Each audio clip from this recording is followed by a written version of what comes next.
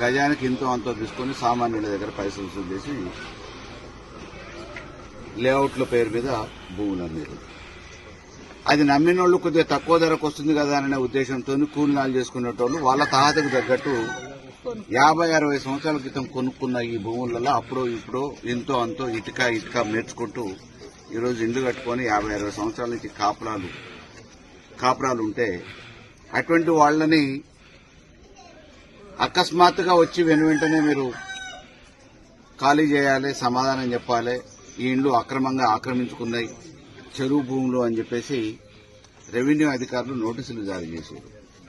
ఈరోజు ఆ నోటీసులు తీసుకున్నోళ్లు అకస్మాత్తుగా ఎప్పుడు గుండెపోటు వస్తుందో తెలియని అయోమయ పరిస్థితులలో ఉన్నారు.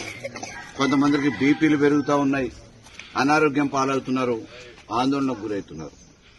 ఈ సమస్యకు పరిష్కారం చూపించాల్సిన అధికారులు ఇంతకుముందు అనుమతులు ఇచ్చి అన్ని రకాలుగా పన్నులు తీసుకొని ఇంటి బిల్లులతో పాటు విద్యుత్ బిల్లులు కూడా తీసుకుంటూ ఈ రోజు చేతులు ఎత్తేసి మాకేం తెలియదు అన్నట్టు అనుమతులు ఇచ్చిన అధికారులే ఈ రోజు అక్రమంగా మీరు ఇళ్లు కట్టుకున్నారని చెప్పేసి సమాధానం చెప్పే పరిస్థితి ఉంది.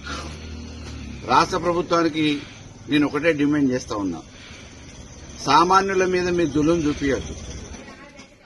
నిజంగా ఈ చెరువు 1100 ఎకరాలు ఉందనేది రికార్డు. ఆ 1100 ఎకరాలలో ఆక్రమించుకున్న పెద్ద రైతులున్నారా, బడా వ్యాపారస్తులున్నారా, వాణిజ్య సంస్థలున్నాయా, వాళ్ల మీద మీ జులుం చూపించండి. ఏ రోజుకు ఆ రోజు కాయకష్టం చేసుకుని కడుపు నింపుకొని తలదాచుకునే సామాన్యుల మీద జులుం చూపించడానికి ప్రయత్నం చేస్తే బీఆర్ఎస్ పార్టీ పక్షాన ఒక ప్రజాప్రతినిధిగా వీళ్ళకి అండగా ఉంటాం. ఇక్కడ ఒక్క ఇల్లు కూలినా దానికి సమాధానం ప్రభుత్వం చెప్పుకోవాల్సి వస్తుందని చెప్పేసి నేను చెరువును రక్షించుకోవాలనే ఆలోచన ఉంటే ప్రభుత్వం వెనువెంటనే చర్యలు చేపట్టి ఎక్కడన్నా వీళ్ళు ప్రత్యామ్నాయంగా ఇళ్లు కట్టియండి. 1100 ఎకరాలు భూమి పాత దాని ప్రకారం ఎక్కడున్నాయో హద్దుబందులు పెట్టండి.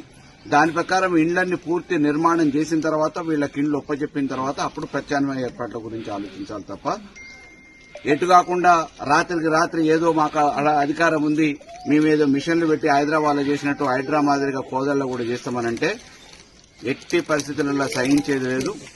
మరొక యుద్ధానికి కూడా సిద్దమవుతామని చెప్పేసి ప్రభుత్వానికి హెచ్చరిస్తాం.